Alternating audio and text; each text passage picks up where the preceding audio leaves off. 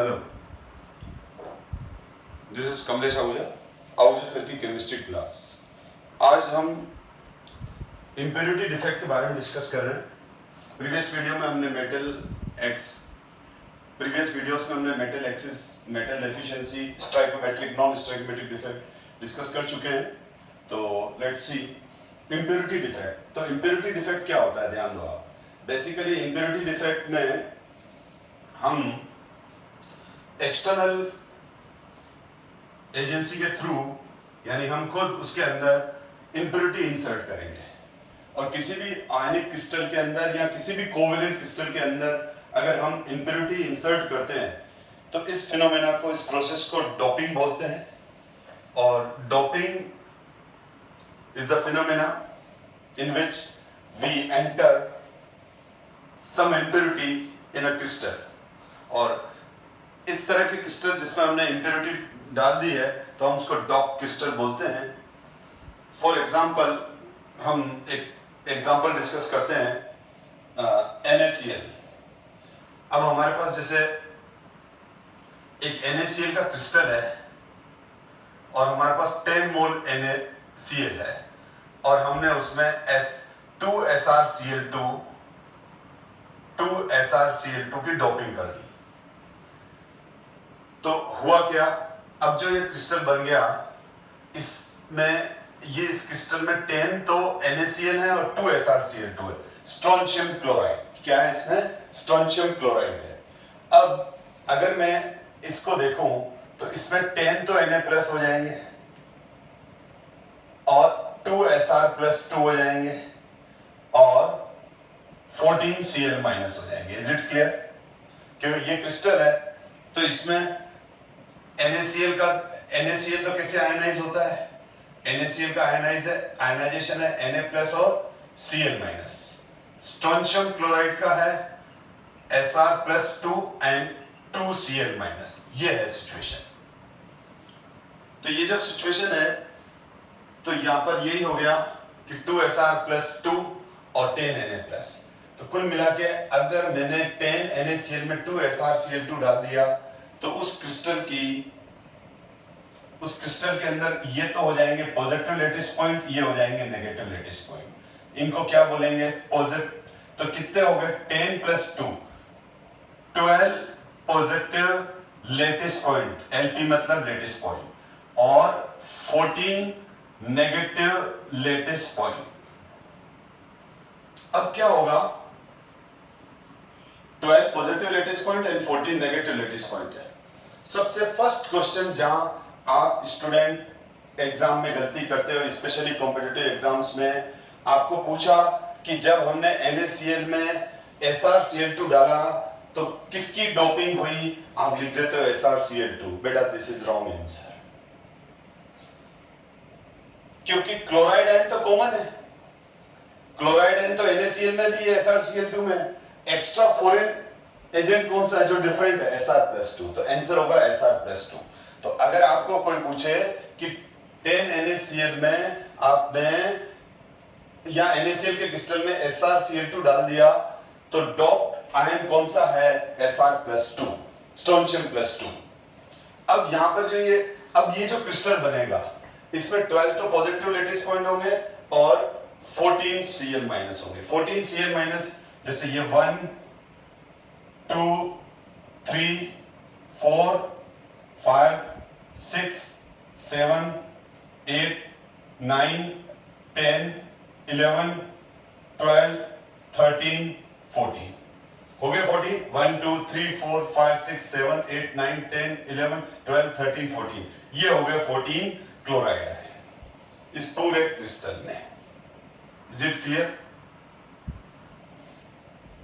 और 10 Na plus होंगे, 2 Sr+2 होंगे, तो 10 Na प्लस कर दूंगा।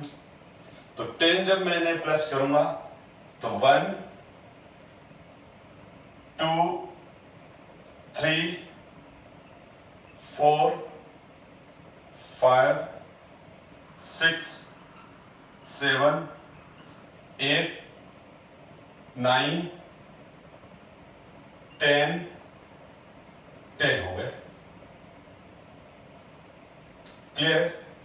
तो ये 10 हो गए, इधर लिख दिया एक 1 2 3 4 5 6 7 8 9 10 10 है सर, 10 ये हो गए हमारे पास, ठीक है। और एक इधर ले लेते हैं, ये 10 है प्लस ले लिए मैंने, कहीं पे भी रखो कोई वो प्रॉब्लम नहीं है, पर मैं प्रेजेंटेशन ऐसा देना चाहता हूं कि जिससे आपको कंफ्यूजन ना हो जाए, सिंपल। अब ये देखो, इसमें 14 Cl माइनस रख दिया, 10 Na प्लस, अब 2 Sr प्लस 2 रखने हैं, तो 2 Sr प्लस 2 भी रख देता हूं मैं, कहीं ना कहीं कहीं तो आएंगे वो।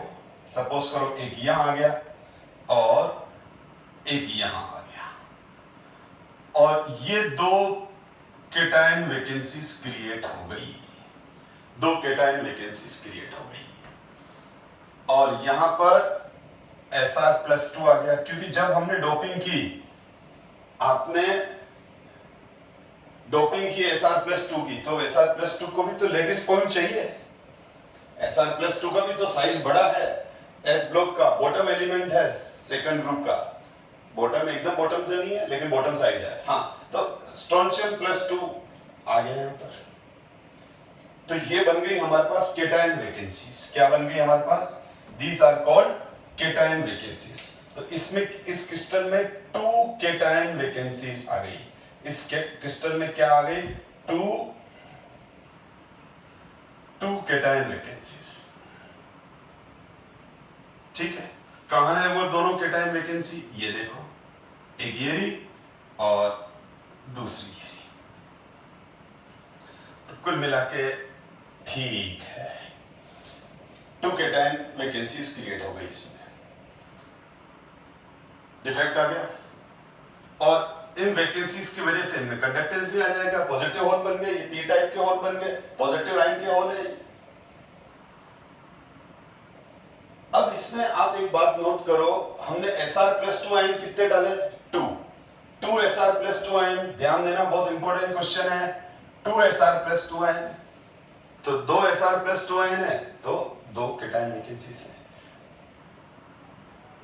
क्योंकि ये अकेला 2 के बराबर है, प्लस 2 चार्ज, तो ये अकेला 2 के बराबर है Sr प्लस 2, इस वजह से, तो इसका मतलब नंबर ऑफ केटायन वैकेंसीज, इसका मतलब ये हुआ कि number of cation vacancies equals to number of Sr plus 2 ion, number of cation vacancies equals to number of Sr plus 2 ions. तो इस पे एक एनसीईआरटी में क्वेश्चन भी है जो मैं भी डिस्कस करता हूं, पर आई थिंक आपको समझ में आ गया कि ये डॉप क्रिस्टल है, और SrCl2 का डोपिंग करा हमने, तो स्ट्रोंशियम प्लस 2 लेटिस पॉइंट को ऑक्यूपाई करेगा, और 2 केटायन वैकेंसीज क्लियर हो गई, जो कि अपने आप में प्रेजेंटेशन से भी बहुत अच्छा क्लियर है। और बुक के अंदर ये डायग्राम भी है जिसमें ये क्लियर है कि इसमें Sr प्लस 2, ये देखो, ये प्योर NaCl है, और इसमें 2 Na प्लस हट गए और एक Sr प्लस 2 आया, तो इसमें देखो एक Sr प्लस 2 है, एक Sr प्लस 2 है, तो एक केटायन वैकेंसीज है, जबकि मेरे पहले वाले एग्जांपल में मैंने क्या लिया था, 2 Sr प्लस 2 थे तो 2 केटायन वैकेंसीज थी। तो इस तरह से आप एग्जाम में प्रेजेंटेशन दे सकते हैं, जैसे ये दे दिया, 2 केटायन हटा दिए, उसकी जगह एक Sr प्लस 2 रख दिया और एक वैकेंसी रह गई।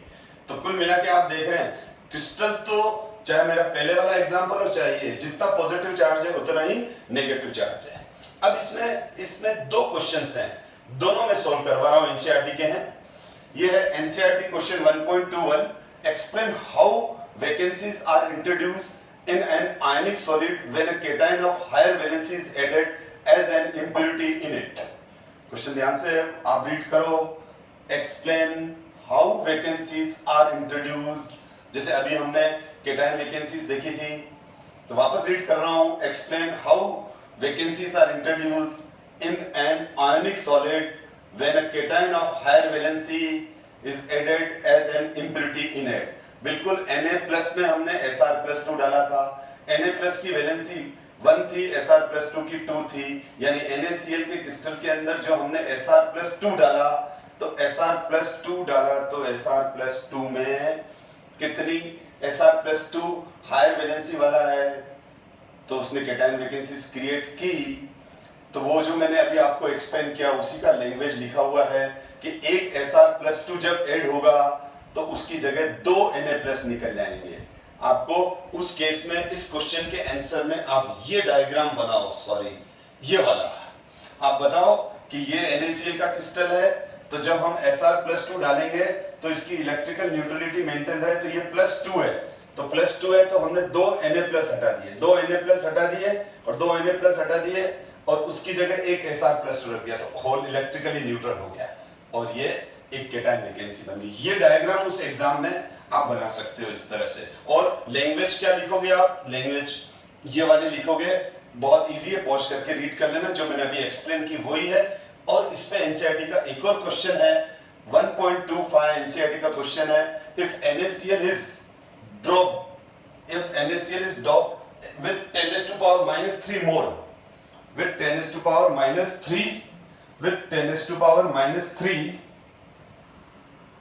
more percent of SrCl2, what is the concentration of cation vacancies?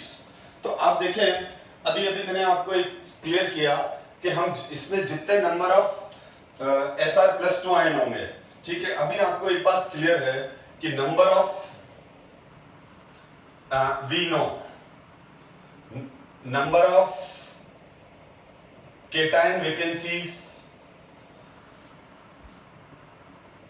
is equals to number of Sr+2 ion. ये तो क्लियर है, ये तो अभी मैंने डिस्कस किया कि number of cation vacancy is equals to number of Sr+2। तो if NaCl is doped with 10⁻³ mole %, इसका मतलब क्या हुआ? NaCl is doped with 10⁻³ mole % of SrCl2। इसका मतलब क्या हुआ? इसका मतलब हुआ मींस 1 मोल ऑफ NaCl, या पहले ये ले लो 100 mole of NaCl, 100 mole of NaCl have 10⁻³ mole of SrCl2। लिख सकता हूं NaCl, 100 mole of NaCl is doped with 10⁻³ mole of SrCl2। तो 1 मोल में क्या होगा? इसका मतलब यह ना 100 मोल में 10⁻³ डाला हुआ है, तभी तो 10⁻³ हुआ। 10⁻³ का मतलब क्या हुआ? तो ये हुआ, तो 1 मोल NaCl में कितना होगा? तो 1 मोल ऑफ NaCl, तो therefore 1 mole of NaCl have 10⁻³ divided by 100 SRs divided by 100 mole of SrCl2। तो मैं ये ऊपर ले गया तो कितना हो गया? इसको सॉल्व ही कर देता हूं। 10⁻⁵ mole of SrCl2। Is it clear? इसको सॉल्व किया, 100 ऊपर गया, -5 हो गया। 10⁻⁵ mole of SrCl2 have 10⁻⁵ mole of Sr+2 ion. Is it clear? आप देखो ये वाली लाइन को समझो, क्योंकि जितने क्योंकि अगर हमारे पास SrCl2, ये देखो SrCl2 क्या देगा? Sr+2 और 2Cl-। अगर SrCl2 10 है तो Sr+2 भी 10 है, ये 10 है तो ये भी 10 है, ये 20 है तो ये भी 20 है, और ये 10⁻⁵ है, ये कितने हैं? 10⁻⁵ है तो ये भी 10⁻⁵ है। अगर ये 10⁻⁵ है तो Sr+2 भी तो 10⁻⁵ आएगा। तो ये देखो सिंपल मैथमेटिक्स है। तो हमारे पास क्या आया बेटा? हमारे पास आया 1 mole of NaCl have 10⁻³ divided by 100 10⁻⁵ mole of, यानी 1 मोल NaCl में हमारे पास 10⁻⁵ मोल ऑफ SrCl2 है। ठीक है, तो तो जब 10⁻⁻5 मोल SrCl2 है तो 10⁻⁻5 मोल SrCl2 क्या देगा? 10⁻⁻5 मोल ऑफ Sr+2। तो हमारे पास क्या आ गया? हमारे पास आ गया वी नो, तो क्या हो जाएगा? नंबर ऑफ केटायन वैकेंसीज कितनी है?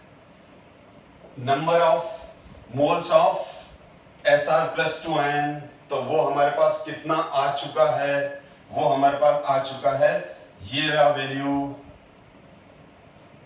तो नंबर ऑफ केटायन वैकेंसीज किसके बराबर होगी? नंबर ऑफ, ठीक है, तो इसकी वैल्यू हमारे पास कितनी आई? 10⁻⁻5 मोल। तो हमारे पास केटायन वैकेंसीज कितनी आ जाएगी? 10⁻⁻5 मोल केटायन वैकेंसीज आ जाएगी। ठीक है, तो मोल है तो मोल को नंबर में, ये हो गई नंबर ऑफ मोल्स ऑफ, ये हो गई हमारे पास number of moles of cation vacancies, number of moles of cation vacancies, ये आई हमारे पास। अब नंबर ऑफ केटायन वैकेंसीज कितनी होगी? नंबर ऑफ केटायन वैकेंसीज कितनी होगी? तो मोल को नंबर में कन्वर्ट करते हैं तो किससे मल्टीप्लाई करते हैं? एवोगैड्रो नंबर से, क्योंकि ये तो सिंपल 11 का फंडामेंटल पॉइंट है कि जब 1 मोल किसके बराबर होता है? 6.022 × 10⁻23। तो ये मोल की वैल्यू डाल दी मैंने। मोल की वैल्यू कितनी है? 6.023। तो आंसर क्या आ जाएगा? 6.022 × -523 -18।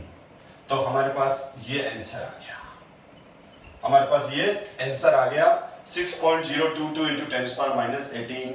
देखो सीधी बात है, जितने Sr+2 आयन होंगे उतनी ही केटायन वैकेंसीज होगी। Sr+2 आयन्स कितना है हमारे पास? 10⁻⁻5 मोल। तो ये आ गया। ठीक है, अब हम आगे बढ़ते हैं और यही अगर हम डोपिंग Al+3 की कर देते हैं, यही हम अगर डोपिंग किसकी करते? Al+3 की। तो अगर मैं Al+3 की डोपिंग करता, ध्यान दो, जब मैंने NaCl के क्रिस्टल में SrCl2 लिया तो मैंने आपको समझाया 10 NaCl प्लस 12 SrCl2। तो वापस एक्सप्लेन कर रहा हूं, 10 Na प्लस 2 Sr+2 और 14 Cl माइनस। तो रिजल्ट क्या मिला हमारे को? कितना मिला रिजल्ट? ये तो क्या आ गई? ये आ गई हमारे पास केटायन वैकेंसीज। तो 12 पॉजिटिव, सॉरी, ये आ गए हमारे पास पॉजिटिव लेटेस्ट पॉइंट, और ये कितने आ गए? ये आ गए हमारे पास 14 नेगेटिव लेटेस्ट पॉइंट। तो आप देखो, तो टोटल केटायन वैकेंसीज कितनी आई? टोटल केटायन वैकेंसीज कितनी आई? तो टोटल केटायन वैकेंसी आई, टोटल केटायन वैकेंसीज कैसे आई? तो number of negative latest point minus number of positive latest point. तो number of negative latest point कितने हैं हमारे पास? 14 माइनस नंबर ऑफ पॉजिटिव कितने आए? तो हमारे पास आ गया 2। आ गई ना? तो ऐसे भी निकाल सकते हैं अपन। तो ये आ गया 2। अब ध्यान दो, अगर मैं इसी की जगह, अब मैं इस एग्जांपल को बदल रहा हूं बेटा। अब मैंने क्या किया, क्योंकि मैं एग्जांपल को कॉमन वे में कन्वर्ट कर रहा हूं। SrCl2 की जगह मैंने AlCl3 डाल दिया। क्या डाल दिया? AlCl3 trivalent. तो अब क्या होगा? अब यहां पर 2Al+3 आ जाएगा। कितना आ जाएगा? 2Al+3। पर नेगेटिव कितने हो गए? सॉरी, ये 2 है बेटा, ठीक है, तो नेगेटिव 6 है ये, तो यहां पर टोटल हो गए 16। आ गई मेरी बात समझ में? 3 × 2 6, तो 6 क्लोराइड आयन तो कौन दे रहा है हमारे को? 6 क्लोराइड आयन तो AlCl3 से मिल रहा है। 10Cl माइनस किससे मिल रहे हैं? NaCl से 10Cl माइनस 2AlCl3 से 6, तो टोटल क्लोराइड कितने हो गए? 10 प्लस 6 16, वो उधर लिख दिया। तो अब यहाँ पर अगर हमने ट्राइवेलेंट डाल दिया तो 14 की जगह यहाँ कितने आ जाएगी? 16। तो यहाँ 14 की जगह कितना आ जाएगा? 16। 16 माइनस 14, 16 माइनस 12, तो कितने कैटायन वैकेंसी आ जाएगी? 4। तो देखो जब हम +1 में, ठीक है, जैसे Na प्लस के साथ Sr+2 डाला तो क्या हो जाएगा? इस केस में कैटायन वैकेंसी एक पर एक बनेगी, यानी 2 - 1, यूं भी देख सकते हो, 2 - 1 यानी एक पर एक। इस +2 को -1 कर दो। समझ में आया मेरी बात? फिर देखो मैं थोड़ा इधर लिख लेता हूं। जैसे मैंने Na+ था, यानी ये वाला NaCl में मैंने डाल दिया Sr+2, तो अब क्या करो, इस ये 2 है +2 है, जो हायर ऑक्सीडेशन स्टेट वाला है, ठीक है, ये Na+2 और ये Sr+2। अब यहां देखो मैं क्या कर रहा हूं, इसको माइनस करूंगा, 2 - 1 कितना आ जाएगा? 1, यानी ये 2 तो मैंने ये वाला लिया और 1 ये वाला लिया, Na+ का 1 से तो सब्ट्रैक्ट करेंगे तो एक पर एक बनेगी। लेकिन अगर मैंने इसकी जगह Na+ के साथ क्या डाल दिया? Na+ के साथ Al+3 डाल दिया। क्या डाल दिया? तो अब क्या हो जाएगा? अब यहां पर हो जाएगा 1 के साथ 2, यानी ये तो हो गई +3 और ये +1, 1 के साथ 2।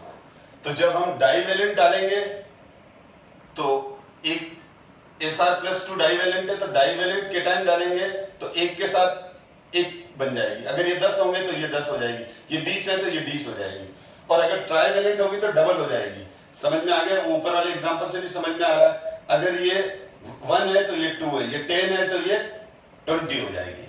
तो ये ध्यान रखना कि Sr हमारे NCERT में SrCl2 दे रखा है, लेकिन एक बार एग्जाम में उसने है ना Al+3 डॉप करके और क्वेश्चन पूछ लिया था, तो उस केस में स्टूडेंट कंफ्यूजन हो गया था, इसीलिए मैंने ये आपको क्लियर कर दिया। अब नेक्स्ट आता है, ये तो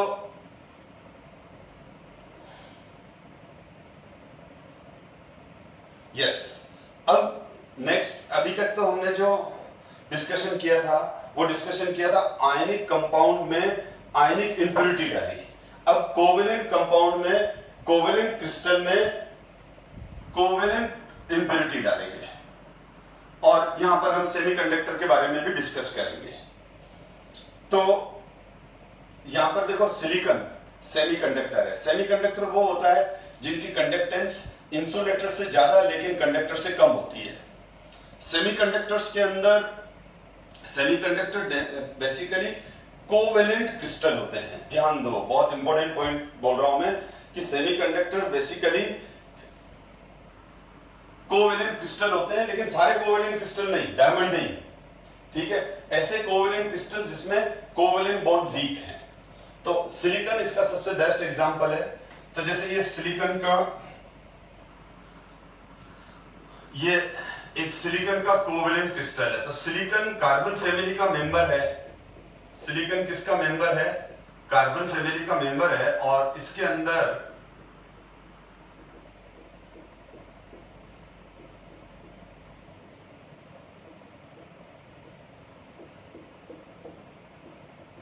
सिलिकॉन सिलिकॉन एटम के बीच में कोवेलेंट बॉन्डिंग होती है। सिलिकॉन सिलिकॉन एटम्स के बीच में क्या होती है?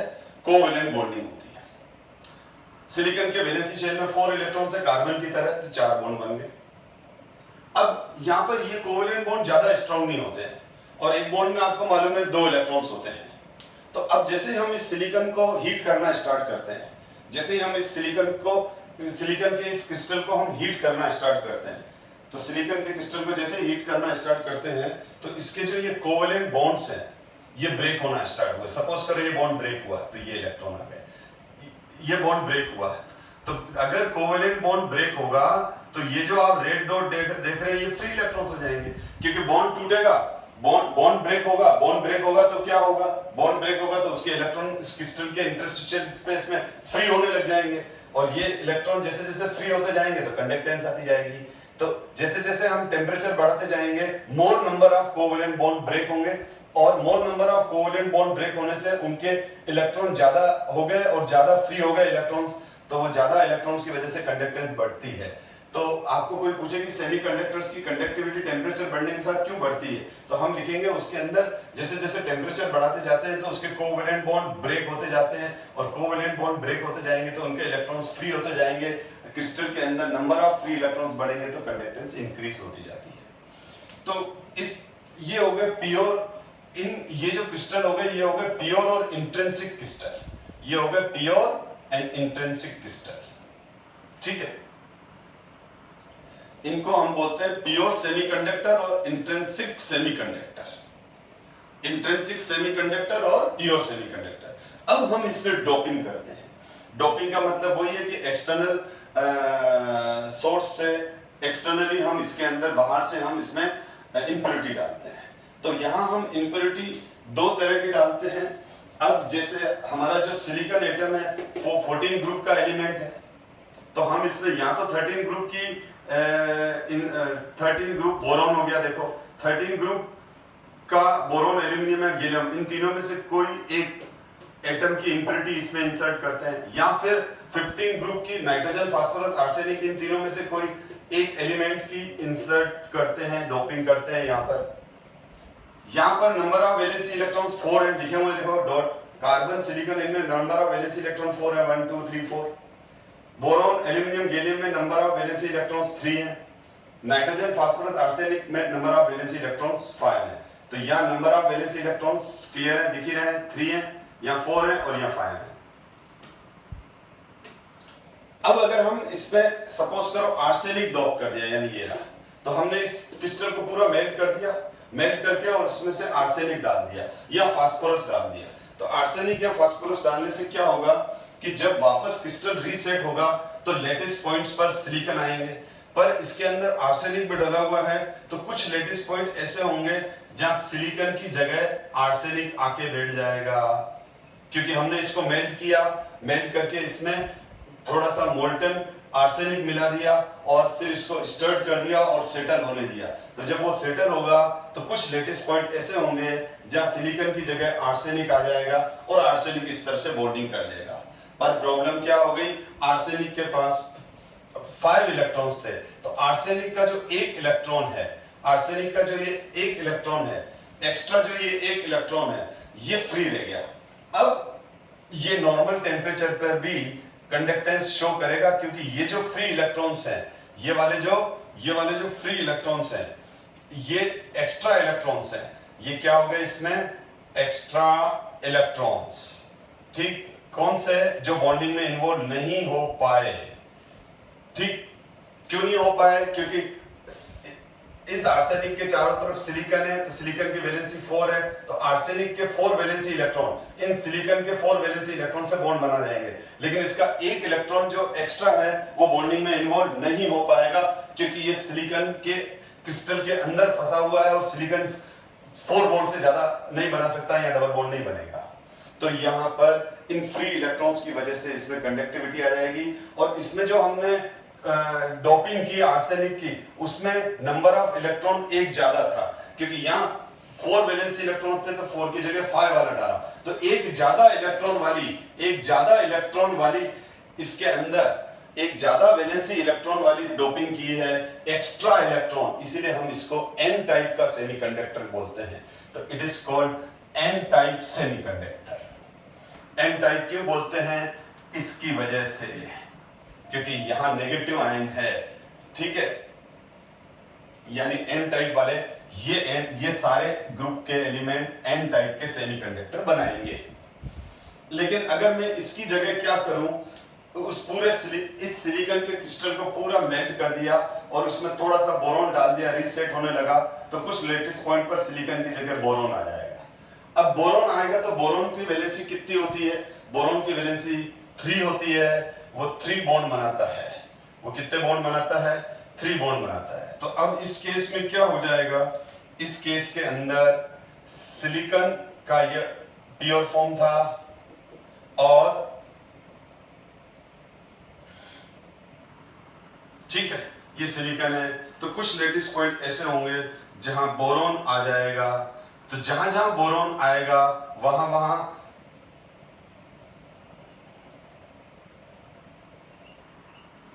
अब क्या हो गया यहां, अब यहां पर यह हुआ कि बोरॉन के पास वेकेंट पी ऑर्बिटल है, क्योंकि बोरॉन का इलेक्ट्रॉनिक कन्फिगरेशन आप जानते हैं, बोरॉन का इलेक्ट्रॉनिक कन्फिगरेशन चाहे इस ग्रुप का जो इलेक्ट्रॉनिक कन्फिगरेशन है वो ये है इसका 2s2 2p1, इस ग्रुप का इलेक्ट्रॉनिक कन्फिगरेशन क्या हो जाएगा 2s2 2p1, इसका 3s2 3p1, इसका 4s2 4p1, यानी s में 2 इलेक्ट्रॉन p में 1, और ये एक्साइटेड स्टेट में जब ये इलेक्ट्रॉन यहाँ आ जाएगा तो ये हो जाएगा, ये इसका एक्साइटेड स्टेट का, इन एलिमेंट्स का एक्साइटेड स्टेट का इलेक्ट्रॉनिक कन्फिगरेशन है।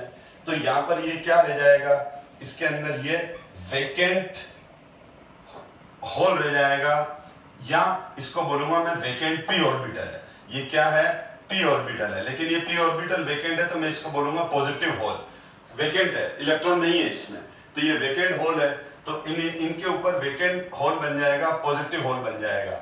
और कहने का मतलब ये हुआ कि हमने अभी इस मोल्टन सिलिकॉन में इनकी वैलेंसी डाली जिनमें एक वैलेंसी इलेक्ट्रॉन कम था, यानी इसमें वो डोपिंग की गई जिस एलिमेंट का में number of valency electrons silicon से कम थे, यानी इलेक्ट्रॉन अगर कम होते हैं तो हम क्या बोलते हैं पॉजिटिव, और इलेक्ट्रॉन बढ़ जाते हैं तो क्या बोलते हैं नेगेटिव।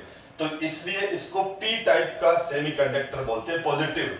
इसमें क्या होता है, सिलिकॉन का फ्री इलेक्ट्रॉन और ये पॉजिटिव होल, तो ये इलेक्ट्रॉन, ये फ्री इलेक्ट्रॉन, ये पॉजिटिव होल, ये दोनों मिलकर इसमें कंडक्टेंस क्रिएट करते हैं, ठीक है।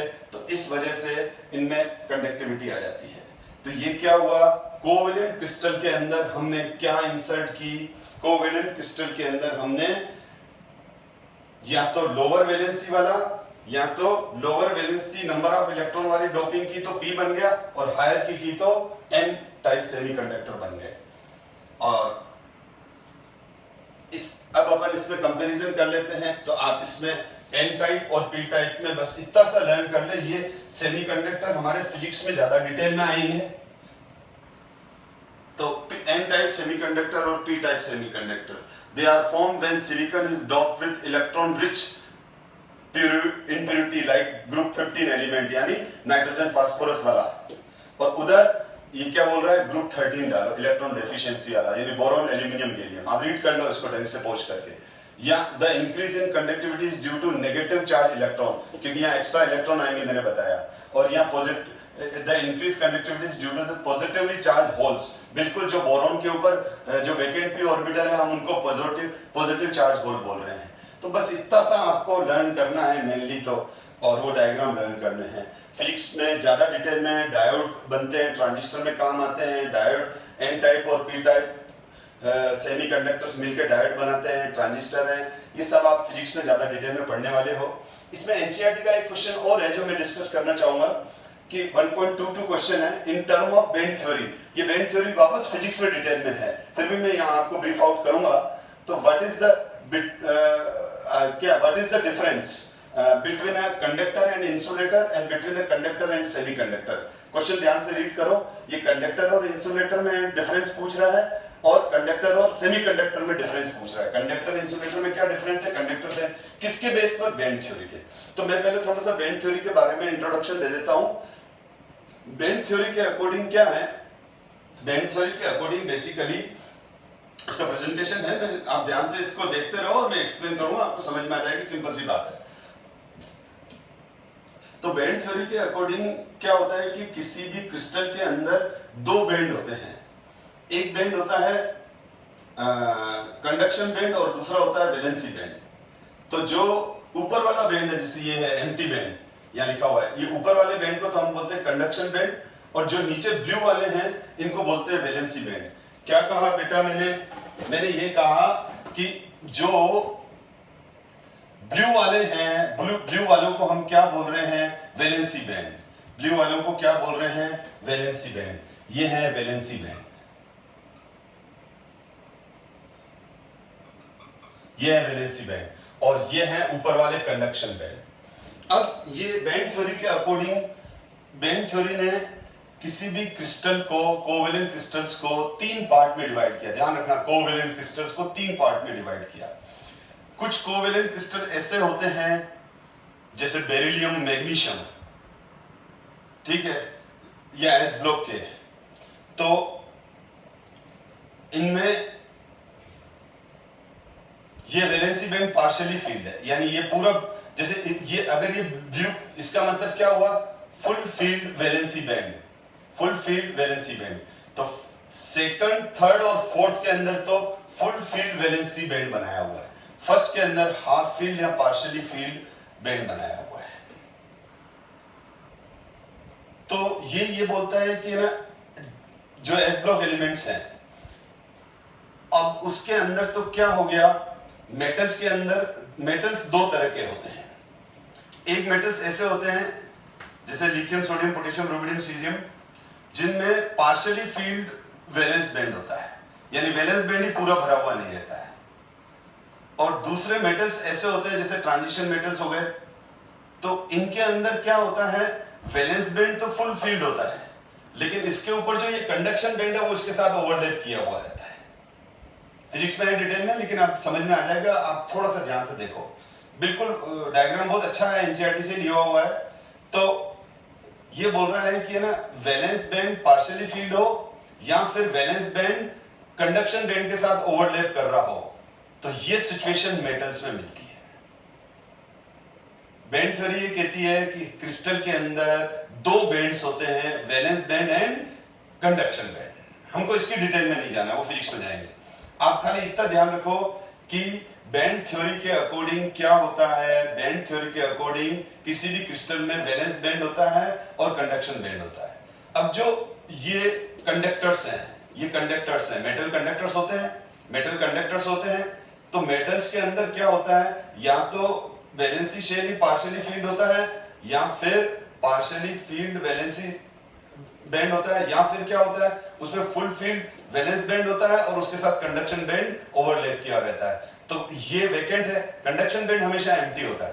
तो ये ब्लू इलेक्ट्रॉन्स हैं, ब्लू किसको बता रहा है, इलेक्ट्रॉनिक क्लाउड को बता रहा है। तो ये इलेक्ट्रॉन्स कंडक्शन बैंड में इजीली मूव कर जाते हैं और कंडक्टिविटी शो करते हैं। लेकिन जो इंसुलेटर्स होते हैं, इंसुलेटर्स में क्या होता है, वैलेंस बैंड और कंडक्शन बैंड के बीच में एनर्जी डिफरेंस ज्यादा होता है, लार्ज एनर्जी गैप, देखो लिखा हुआ है लार्ज एनर्जी गैप। तो इस लार्ज एनर्जी गैप, ये जो वैलेंस बैंड और कंडक्शन बैंड है, इसके बीच में एनर्जी डिफरेंस ज्यादा है। और ये जो एनर्जी डिफरेंस जितना है, इस एनर्जी डिफरेंस को हम फॉरबिडन जोन भी बोलते हैं। क्या बोलते हैं, इस एनर्जी डिफरेंस को हम फॉरबिडन जोन भी बोलते हैं। तो यहां पर फॉरबिडन जोन है जो कि बहुत ज्यादा है, लार्ज एनर्जी गैप है। तो वैलेंस बैंड के ये इलेक्ट्रॉन्स जो हैं, इनको मूव करने के लिए इस जगह नहीं है, और ये कंडक्शन बैंड में ट्रांसफर भी नहीं हो पाते हैं, क्योंकि यहां से यहां तक जाने के लिए इनको बहुत हाई टेम्परेचर चाहिए, और उस टेम्परेचर पर तो ये इंसुलेटर मेल्ट हो जाते हैं।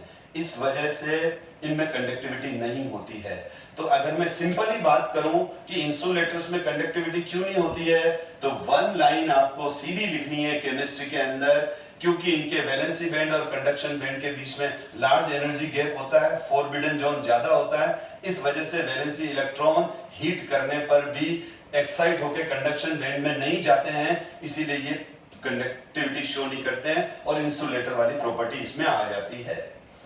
सेमीकंडक्टर, अच्छा यहां पर मेटल्स के अंदर तो क्या है, वैलेंस बैंड और ये दोनों एक दूसरे को ओवरलैप कर रहे हैं, तो सीधा इलेक्ट्रिसिटी पास हो जाएगी, क्योंकि इलेक्ट्रिसिटी पास होते ही इलेक्ट्रॉन ऑटोमेटिकली कंडक्शन बैंड में चले जाएंगे, क्योंकि कंडक्शन बैंड के दरवाजे इसके लिए खुले हुए हैं, दोनों ओवरलैप्ड हैं।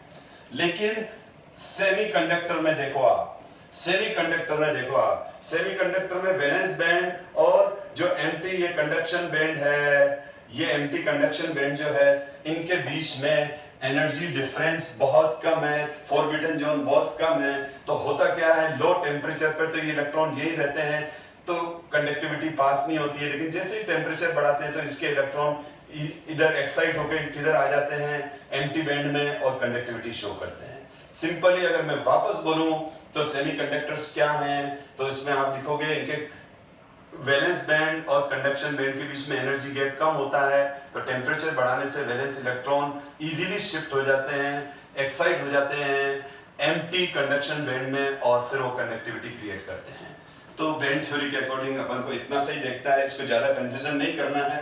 और अब मैं ये वाली क्लास यही ओवर करता हूँ। कुल मिला के हमारा सारे जितने भी डिफेक्ट्स थे विद क्वेश्चंस मैंने आपको अच्छे से क्लियर कर दिए हैं। अब थोड़ा सा आपको अपना एफर्ट भी यूज करना है।